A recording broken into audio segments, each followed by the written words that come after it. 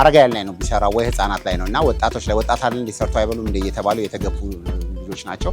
ከእስር ቤት ደግሞ ሁሉ ጊዜ ከእስር ቤት ሲለቀቁ ኢቭን ወንጀል ሰርተው መልሶ የሚቀበላቸው አካል የለም። ስለዚህ አውቶማቲክሊ እኛ ከእስር ቤት ላይ እንቀበላለን ልጆች። ስለዚህ ወዲያው እንደዚህ አይነት ስልጠና ሰጥተን የተለያዩ ፋብሪካዎች ላይ ይገባሉ። እንግዲህ በማየት ደረጃ መጀመሪያ የነበርንበት እስካሁን እዚህኛው ላይ ማንም ሰው ትልልቅ ቪአይፒዎችን አልጠራንም። እንደምታዩት በፊት የነበርንበት ፕሬዚዳንታችን ጠቅላይ ሚኒስትራችን ጨምሮ ከንቲባችንም ሌሎች የሃይማኖት አባቶችም ጭምር ከዩኤኢ ዴሌጌሽንም ጭምር መጥቶ የጎበኘ ነው። እንግዲህ ትንሽ ጅማሮ እንኳን የዚህን ያህል ሪኮግኒሽን አድርጓል። በመንግስት ደረጃ የዚህን ያህል ድረስ ታምኖበት መምጣት ዋን ኦፍ ለኛ አንድ ሰክሰስ ነው። ግን በዛም መንገድ ደግሞ ባክፋየር ያደረግብናል። ምንድነው የሁሉ ባለስልጣን ሲመጣ የሁሉ በቃ ሰዎች ጎብኝተውት ቢል የሚጎበኘው ሰው ምንም የለምና ትልቁ ቻሌንጅ የገጠመን አንዱ ያ ነው። ሌላው እንግዲህ አንዱ ትልቁ ነገር ደግሞ ከሌላው የእርዳታ ድርጅት ለየት የሚያደርገን የአረጋውያን ቤቶችን እንሰራለን። በዚህ በምታዩት በእንደዚህ አይነት ህይወት ውስጥ የነበሩ የቀበሌ ቤቶችን እያደስን ባለ 2 መኝታ ባለ 3 መኝታ እያደረግን መኖሪያ ቤቶችን እንሰጣለን።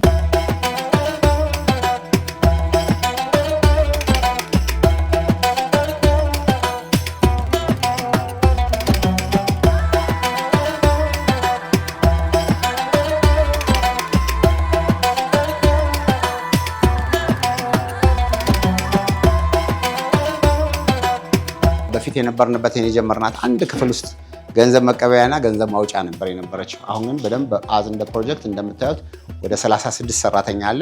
ከዚህ በኋላ እኔ ብኖርም ባልኖርም ይሄ ተቋም መቀጠል እንዲችል ተደርጎ ማኔጅመንት ላይክ እንትን ነው ሲስተም ነው የዘረጋ ነው። ስለዚህ በደንብ ጠንካራ የሆነ የፋይናንስ ቲም አለ። ፕሮጀክት ላይ የሚሰሩ ሰዎች አሉ። በዚህ መንገድ ተደርጎ ኦልሬዲ ፕሮግራም ላይ እየሰራን ያለ ነው። ልክ አውቶማቲክሊ ሼልተሩ ነው የሚጀምረው እና ትልቁ እንግዲህ በጣም ጎዳና ላይ የማናየው ታሪክ ወይ ደግሞ ብዙ የማናስበው በትንሹ 4-5 ጊዜ ሱሳይድ ለማድረግ ያልሞከረ የለም። በቃ ተስፋ ይቆርጣሉ ወይ በድራግ ወይ ምናምን ይሆንና ደማቸውን ሲምፕሊ ቆርጠውት ደማቸው እየፈሰሰ ለመሞት በዚህ አይነት መንገድ ያደርጋሉ። እንዲህ አይነት ልጆችን አንስተን ነው አሁን ከዛ እንደምታያቸው አሁን ኢትዮጵያ ቴሌቪዥን አሁን አርቲፊሻል ኢንተለጀንስ የሆነውን ተቋም የኛ ልጆች ናቸው ሪኖቬት ያደርገዋል። አሁን ብንጠራቸው ማይሰሙ በቃ ኦልሬዲ ከዛ ኢንቫይሮንመንት ይወጣሉ።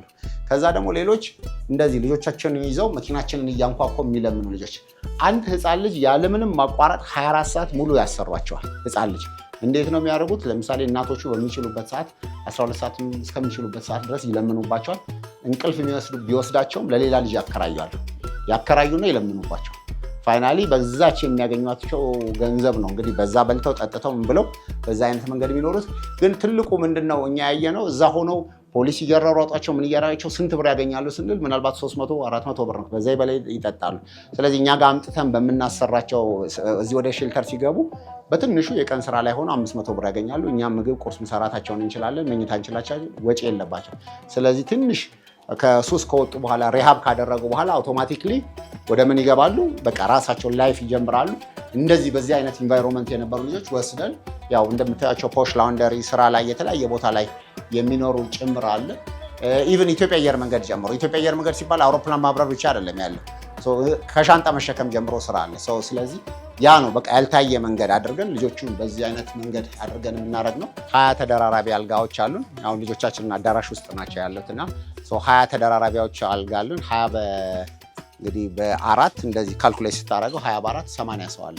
ስለዚህ ሲምፕሊ 80 እንደ ሼልተር ሳይሆን እንደ ዩኒቨርሲቲ በቃ ቆይተው 4 ወር ቆይተው የሚሄዱበት ነገር ነው። እዚህ በደንብ የራሱ ሴኩሪቲ ካሜራ አለ፣ እዛ ስፒከር አለ። ስለዚህ የሚተላለፈው መልእክት እንደዚህ አይነት ነገር አድርጉ እንዲያድርጉ አጽፉ የየራሳቸው ፕሮግራም አድርገው ኤኒ ደግሞ ካለ ሴኩሪቲ ምንም ጨምሮ በስልክ እናያለን። በጣም ክሪቲካል የሆነ ነገር ካለ በራሳችን መንገድ እንደዚህ እናረጋቸዋለን። ሌላው ደግሞ ያው ሴቶቹ ላይ ስንመጣ ደግሞ ፀጉር ቤት ኢቭን ይሄ አሁን ፕራክቲስ የሚያደርጉበት ነው። አብዛኛው በተለያየ ችግር ላይ የነበሩ ሴቶች፣ ህፃናት ናቸው። እነዚህን ሰዎች እንደፈየ ፍላጎታቸው በተለይ ደግሞ አሁን ሴቱ የሚያበላው ያው ይሄ የውበት ሳሎን ላይ ነውና ወደ 20 ልጆች አሁን ግራጁዌት አድርገዋል። ቦስተን የተለያየ ቦታ ገብተዋል። ዞማሄር የሚባል እንግዲህ ከተማችን ላይ አለ የሚባል ተቋም ውስጥ ነው አሁን ገብተው ከፍለንላቸውም እየሰለጠኑ ያሉት። እዚህ ደግሞ እንደምታዩት ያው ጥፍር ደግሞ በተለይ ደግሞ አሁን ጥፍር ላይ ያው ሴቶች በቀን ዝም ብሎ ጥፍር ለማድረግ እንግዲህ 2000-3000 ቲፕ እንኳን ራሱ 500 ብር ያክል ነው የሚያደርጉትና በቲፕ ብቻ እንኳን ያደርጋሉ። በተረፈ እዚህ እንደመጡ ፀጉራቸው የሚቀረጡበት እንዲህ የምታይበት ቦታ አለ። እንግዲህ በቀጥታ ሰዎች ከጎዳና ላይ ይነሳሉ ሲባል ከዚህ ተነስተው ወደዚህ ነው አውቶማቲክሊ የሚቀየሩት። እዚሁ በተመሳሳይ ሁኔታ ወደ 20 ተደራራቢ አልጋ አለ። 20 በ4 ወደ 80 ልጆች አካባቢ አሉ። እንግዲህ ልጆቹ ኢንቫይሮንመንት ከፈቀድንላቸው በምታየው መንገድ ኢቭን በቃ ሲሚንቶ እንደዚህ እንደመሸከም ያህል ድረስ ደረጃ ይመጣሉ። የፋውንዴሽኑ ክሊኒክ ነው።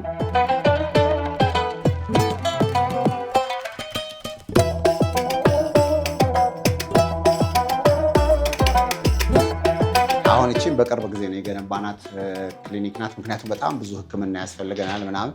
በአጋጣሚ ደግሞ አሁን አንዳንድ ለእኛ ቤት አንድ ትልቁ ሂስትሪ ሁለቱም አሁን የጤና ረዳቶች ከዚህ በፊት ግራጁዌት ያደረጉ ናቸው፣ የተማሩ ናቸው። ግን በቃ ሁል ጊዜ ያ ወጣት ስትሆን የትኛውም ሌብል ላይ ብትሆን በተለያየ በሱስ በአስቸጋሪ ሁኔታ ውስጥ ሆነ ወይ ሴቶቹ ከወንድ ጋር በነበራቸው ከሲስተም ይወጡና መመለስ ያቀታቸዋል።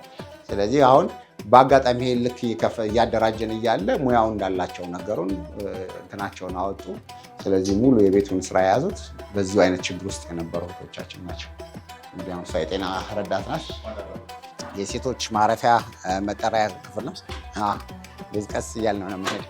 እንዴት ናቸው ልጆች?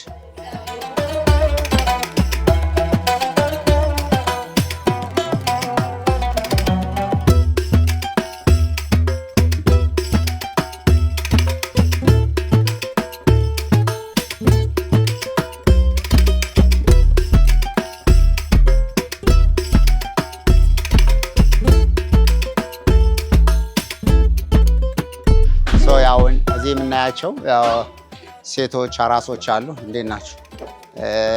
አብዛኛው ታሪኮቻቸው ኦልሞስት ዘ ሆል ሬፕ በመደረግ በምናምን ሰው ቤት ሲሰሩ ሊሆን ይችላል ምናምን በዚህ አይነት መንገድ ይሆንና አውቶማቲክሊ ከእርጉዝ ሲሆኑ ያው የሚቀበላቸው የለም። ስለዚህ እንግዲህ እዚህ ደግሞ 5 ተደራራቢ አልጋ አለ።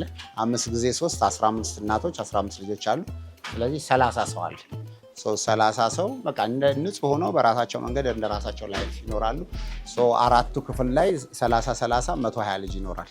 ስለዚህ ልጆቻቸው ምንድነው እዚህ የሚያደርጉት? ለምሳሌ ሌላ ዛሬ እንደውም ያው ሃፍ ዴይ ስራ ፍቃድ ውሰዱ ብለናቸው አስቀርተናቸው ነው። አብዛኛው ሁሉም ይሰራሉ፣ ስራ ይሰራሉ። ልጆቻቸውን እንደ ዴኬር እዚህ ለሌሎች ያስጠብቃሉ። ለምሳሌ ሲጠብቁ ምንድነው እነዛ 500 ብር የሚያገኙ ከሆነ በልጅ 100 ብር ይከፍሏቸዋል። ስለዚህ 3 ልጅ ቢጠብቁ 300 ብር ያገኛሉ፣ 9000 ብር ያገኛሉ እዚህ። ስለዚህ እርስ በርሳቸው የሚፈልጉት ሰው ጋር ልጅ እዚህ ያስያዛሉ። ስለዚህ እዚህ ቤት ውስጥ ከሆኑ እንኳን ነፍሰ ጡር ሆነው ምን ብለው ያው እንትን አያደርጉም። እሷ አሁን ብሔራዊ ቲያትር አካባቢ ነበረች እናቷ የነበረችው። ኦልሞስት 9 ዓመት ያህል ድረስ እናትየው ጎዳና ላይ ነበረች። 3 ልጆች አላት። አሁን ግን በደንብ ሰክሰስ ሆና እናትየው ከዛ ታርቃ ቤተሰቦቿ ጋር ልጇን አስገብታ አሁን አየህ በዚህ ኢንቫይሮንመንት ውስጥ ሆና ልጇ ላይ አሁን ይዛት መለመን በቃ አሁን ሼም ይዛቸው። ስለዚህ ያ ትልቁ ነገር ጭንቅላታቸው ላይ የምንሰራው፣ ምክንያቱም ፊታቸው ልጆቹ ላይ የሚያዩትን ጥራት ምናምን ሁሉ ጭምር ነው የሚያደርጉት ነው። ግቡ። ለምሳሌ ይሄ ሁሉ አራስ የሁሉ ነገር ኖሮ ያለው ጠረን በቃ ማንኛውም ቤት የምታገኘው ያንን። እዚህ አሁን 30 ተደራራቢ አልጋ አለ። 30 በ4 120 እናቶች 120 ልጆች 240 ልጅ አለ። 240 ሰው ኖሮበት ሳፎኬሽን እንኳን የምትለው ነገር የለም። 4 ወር 5 ወር እንትን ካረገ በኋላ ሰርቫይቭ ካረገ በኋላ በደንብ ሳንቲም ሲይዙ እንሸኛቸዋለን። ሁልጊዜ እዚህ የሚቀመጥ የለም።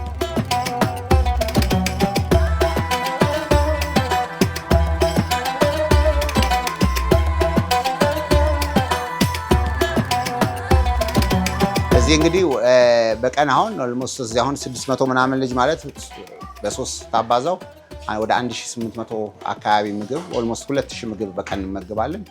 በቀን 3 ጊዜ ማለት ነው።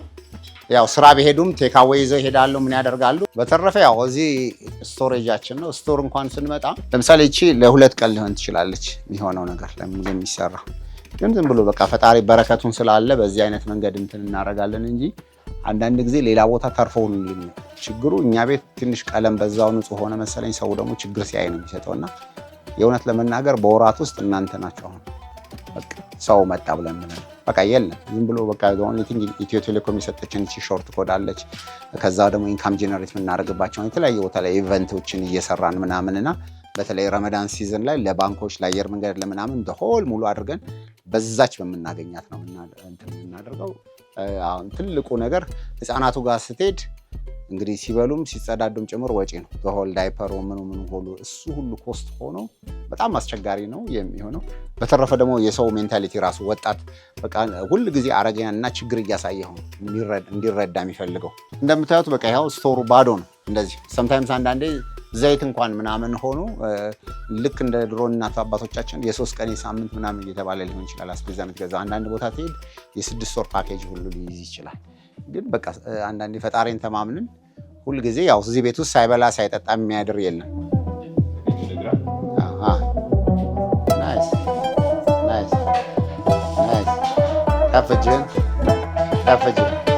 አሪፍ ነው መጥቷል።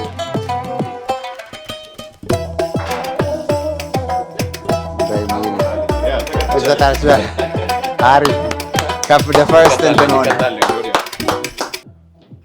እንግዲህ አሁን ትንሽ በቃ ወደዚህ እስካሁን የምንሰራቸው ነገሮች ብዙ ያው ሚዲያ ላይ እንወጣም ነበር የነበረውና ኦልሞስት ወደ 3-4 ቴራባይት ቪዲዮዎች አሉንና አሁን እዚህ ኤዲት እየተደረገ ነው። በተረፈ እንግዲህ ደግሞ ትልቁ ያው በፊት እንግዲህ ቅድም የነበርኩበት ቦታ ላይ 4-5 መኝታ ቤት የነበረው ምናምን 1000 ካሬ ግቢ ምናምን የነበረውና ስለዚህ ያው ዞሮ ሰው ለዓላማው ቻሌንጅ ያደርጋልና ያው እዚህ እንደምታዩት ለወንድም አይደበቅምና እዚህ ነኝ ያለሁት።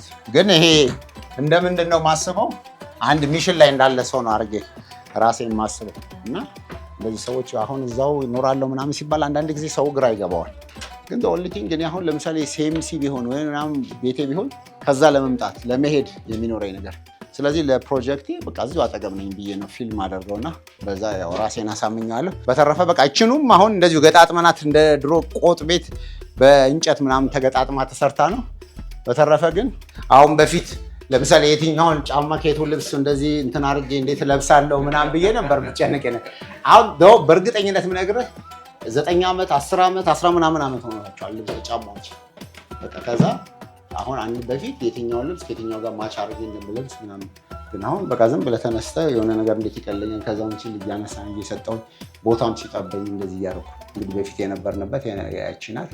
በተረፈ ግን ትልቁ ከዚህ ሻወር ሽንት ቤት በቃ ተጠቅመህ ከወጣህና ከለበስክ እንደ ሳሎን እቺን ፊል አደርጋታለሁ።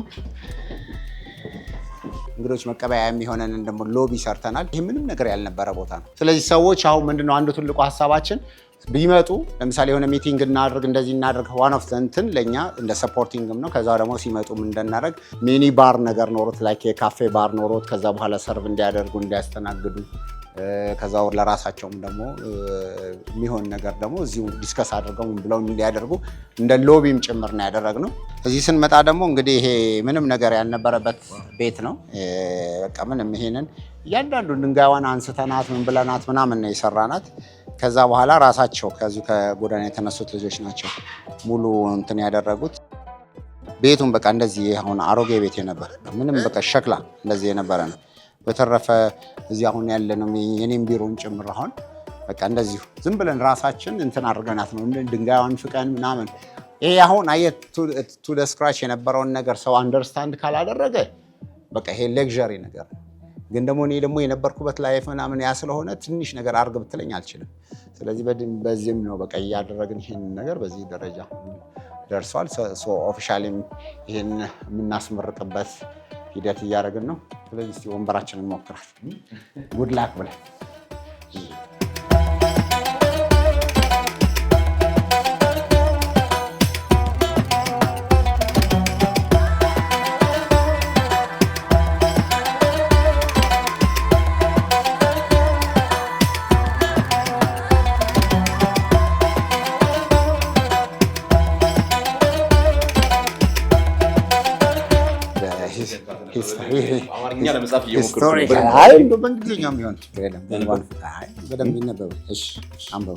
ለተከበርከው ወንድሜ ለወንድም ካሊድ እና ለወንድም ካሊድ ፋውንዴሽን በጎበኘሁበት ባየሁበት ነገር ሁሉ ከልብ የተሰማኝን ጥልቅ እጥፍ ደስታ እጥፍ ድርብ ነው። ይሄ ፋውንዴሽን እንኳንም ለሀገር ለዓለም ምሳሌ መሆን የሚችል ግሩም ቦታ ነው። እኔም ይህንን ፋውንዴሽን ለመላው ዓለም ለማስተዋወቅና ለመርዳት ሁሉ ፈቃዴ ነው። በእርዳታ የሚኖር ትውልድ ብቻ ሳይሆን ካለበት ጊዜያዊ ችግር ተላቆ ራሱን አስተምሮና አሳድጎ የሚጓዝ ትውልድ እየፈጠረ ያለ ቦታ መሆኑን ተገንዝቤያለሁ። ወንድም ካሊድ አምላክ እጅህን ይባርክ። የምታደርገው ነገር ሁሉ ከጎን ልቆም ዝግጁ ነኝ። በእኔና በፎርኬ ቲም ስላደረክልን ትልቅ አቀባበልና የልደት ፕሮግራም እጅግ አመሰግናለሁኝ። ሳንፎርድ ጥር 7 2018 አመሰግናለሁ። Thank you. እንግዲህ ከ15 ዓመት በኋላ ደግሞ ሌላው ሰርፕራይዛችን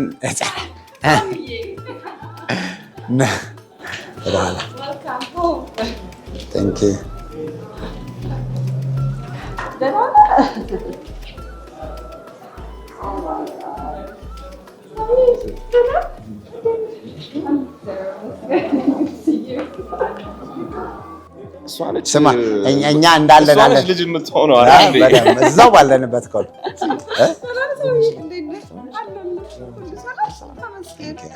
በነገራችን ላይ ያው ቤቱን ከመሰረተችው አንዷ የመጀመሪያ ፍራሽ ሴት ድሮፕ ያደረገች ከዛ በኋላ ደግሞ የፋውንዴሽንን ቦርዱ ሌላ ስራ ነው።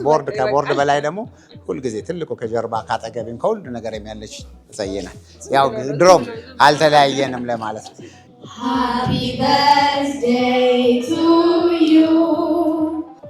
Happy birthday to you. Happy birthday to you. Happy birthday. Happy birthday. Happy birthday to you. Welcome livet landet. Welcome livet. Welcome livet. Welcome livet landet. Happy birthday to you. Happy birthday to you. Happy birthday. Happy birthday. Happy birthday to you. እጅግ እናመሰግናለን። ስለዚህ ዛሬ በቀጥታ ወደ ፕሮግራማችን እንገባለን። በአጠቃላይ ፋውንዴሽናችን ስላለው ነገር ሁሉ ጎብኝተህ ጊዜን ወስደህም ስላደረግ ትልቅ ነገር ነው ለኛ። የተወዳጁ ድምፃዊ ሳሚ ካሳሁን ሳንፎርድ ከረጅም ዓመታት በኋላ ወደ ሀገር ቤት በመምጣት የልደት በዓሉን በካሊድ ፋውንዴሽን በዚህ መልኩ እያከበረ ይገኛል። ሳሚ ካሳ ሳንፎርድ ስለመጣ ደስ ብሎናል። እንኳን ተወለድ፣ መልካም ልደት ተበለው። በጭብጨባ የዘጠናዎቹ ፈርጥ ድምፃዊ የሆነው ሳሚ ካሳ ሳንፎርድ ከረጅም ጊዜ የሀገር አሜሪካ ቆይታ በኋላ ዛሬ እንግዲህ ልደቱን በወንድም ካሊድ ፋውንዴሽን በዚህ መልኩ በልዩ ሁኔታ እያከበረ ይገኛል። እሱን አጅባችሁ የመጣችሁ ክቡራትና ክቡራን እንግዶች፣ ጥሪ የተደረገላችሁ እንግዶች እና የወንድም ካሊድ ቤተሰቦች ሁላችሁም እዚህ ስለተገኛችሁ ደስ ብሎናል። በድጋሚ ሃፒ በርዝዴይ፣ እንኳን ተወለድክ፣ መልካም ልደት። ልዩ ቀን ነው፣ ልዩ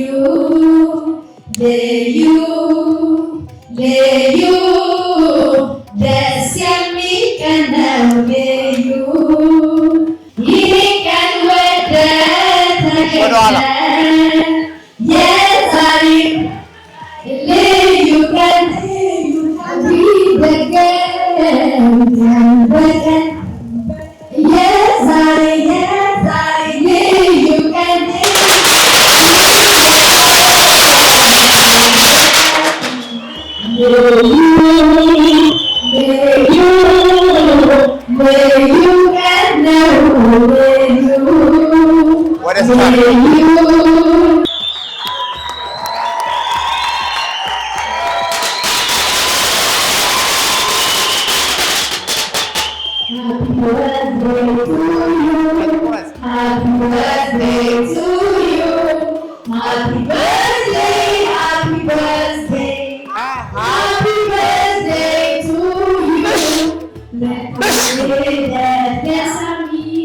Happy birthday, happy birthday, happy birthday to you. ልቤ እስካሁን አልተረጋጋም። ምንም እንደዚህ አይነት ነገር አልገመትኩኝም ነበረ።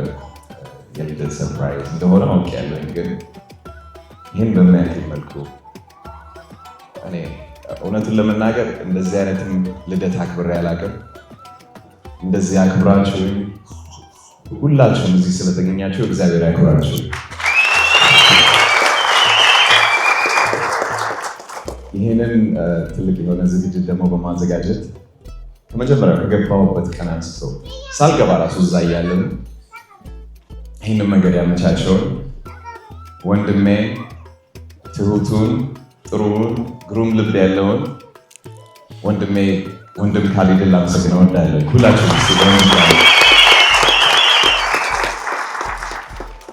ሰው በሌለበት ሰዓት ሰው ማለት እሱ ነው። እኔ ይህን ቤት እንደዚህ ያልጠበቅኩት ነበረ። ሁልጊዜ እርዳታ ሲባል የምናየው ነገር በቃ የተቸገረ ሰው ታሳያላችሁ፣ እዛ ለተቸገረው ሰዎች ይሰበሰባል።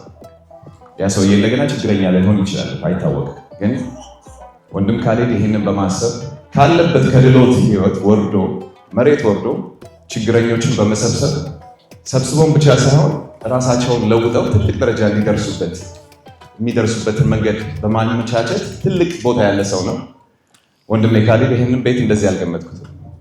ይሄ ቤት ደስተኛ ቤት ነው። ይሄ ቤት ሀሴት ነው።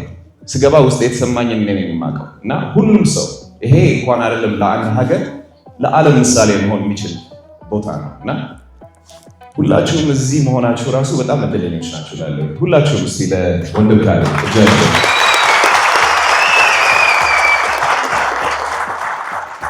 እኔ ብዙ መናገር አልወድም። ያው አምላክ የሚያውቀው ልብን ነው፣ በስራ ነው ማምነው። ሁላችንም እንግዲህ ወንድም ካሊድን መተባበር አለብን። በምችለው መንገድ በምችለው አቅሜ በፈቀደ ሁሉ ከጎኑ ልሆን ፈቃደኛ ነኝ እና ወንድም ካሊድ አምላክ ያሰብከውን ሁሉ ይባል፣ ያሰብከውን ሁሉ ያሟላልህ። ይሄ ድርጅት ደግሞ 5-6 ሆኖ ነው ማየት የምፈልገው። ሁላችንም ተባብረን ወንድም ካሊድ ራሱ የፈለገ ነገር ቦታ ቢሆን ራሱን የሚያንቀሳቀስ ድርጅት እንዲሆን ነው የምፈልገው እና ትልቅ ምሳሌ የሆነ ወንድም ነው። ያንተ ደግሞ ፍቅር፣ ያንተ አንድነት ሁሉም ላይ እንዲጋባ ፈልጋለሁ። ይህንን ቦታ ለዓለም ማስተዋወቅ አለብን። አትስማሙ? ወንድም ካሊድ ለልብ ስላደረግልኝ ትልቅ አቀባበል ከልብ ያመሰግናለሁ። ሁላችሁም እዚህ የተገኛችሁ ከልቤ ወዳችኋለሁ፣ አመሰግናለሁ። ከጎናችሁ ነኝ። ይሄ ልደት ለእኔ መናገር አልችልም። እዚህ የተሰበሰባችሁ ወንድሞቼ፣ ከውጭ ነው የመጣችሁ ወንድም ዲጄ ወንድም 4K፣ ታደለ ሮባ፣ ቶሚ፣ ዴቭ ሮክሲ እየተባበራችሁ ነው ያላችሁ። ሁላችሁ በስም መጥራት እራሱ አልፈልግም። ነዳጊ ፍፄ፣ የወንድም ካሊድ ሁላችሁ። ይሄም ልጄ ነው፣ ክርስቲያን ይባላል፣ ክርስቲያን ካሳ ይባላል። አንተ ሁላችሁም ትልቅ ወንድሜ እዚህ ጋር ነው ከዳላስ ትልቅ የልደት በዓል ለማክበር ከጎኔ ስለተገኛችሁ በጣም አመሰግናለሁ። ነፃ ህይወት በጣም አመሰግናለሁ። እወዳችኋለሁ። እግዚአብሔር ያክብርልኝ። ሰላም እንኳን ደህና ዋላችሁ። ስለጋበዛችሁ በጣም እናመሰግናለን። የወንድማችን ልደት ስላከበራችሁለት ቤቱ እዚህ ደረጃ ደርሶ ቤታችን በጣም ደስ ብሎናል። ያው ሳሚ እንዳለው እንግዲህ የምችለውን ከካሊድ ጎን ለመቆም ተዘጋጅተን አመሰግናለሁ። እንደምን አላችሁ? ሰላም ናችሁ? እኔ ብዙ ጊዜ ያው እዚህ ቤት ስለምናገር ዛሬ አንድ ነገር እላችኋለሁ፣ ከዛ እናንተ አንድ ላይ ከኔ ጋር ትላላችሁ። እኔ ወንድም ስል እናንተ ጮክ ብላችሁ ካሊድ ትላላችሁ። አሁን እቀጥላለሁ። ወንድም አልተበላም። እኔ በደንብ ጮክ። ወንድም የዕለቱ ደግሞ ባለልደት እንግዲህ ንጉሱ ሳምቦር ነው። ሳም ስላችሁ ቦር ትላላችሁ። ይከብዳል። ሳም አመሰግናለሁ። ሁሌ እናገራለሁ። ስሜ ኢዳና ኤርሚያስ ይባላል። ዛሬ ለሳሚ የሆነ ነገር ላቀርብለት ከጓደኛዬ መይረም ጋር መጥቻለሁ። ስሜ መርየም ሃይደር ይባላል።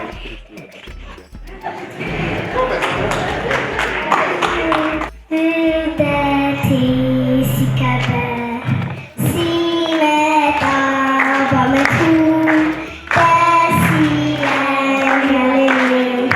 ሲደርስም ሰዓቱ በዚህ ቀን ነበር የተወለድኩት ወደዚህ ምድር እኔ መጣሁት።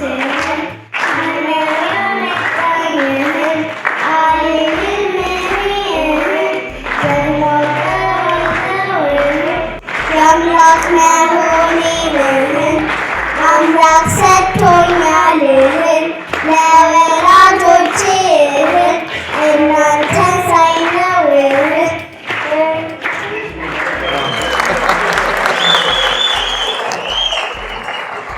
Thank you.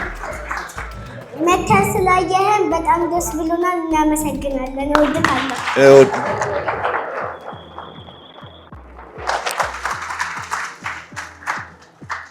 አመሰግናለሁ። እሺ ጎበዞች።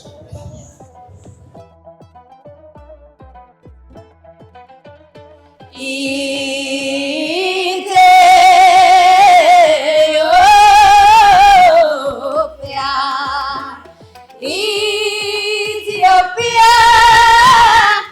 የኛ መመኪያ እናት አገር ኢትዮጵያ እናት አገር ኢትዮጵያ ኢትዮጵያ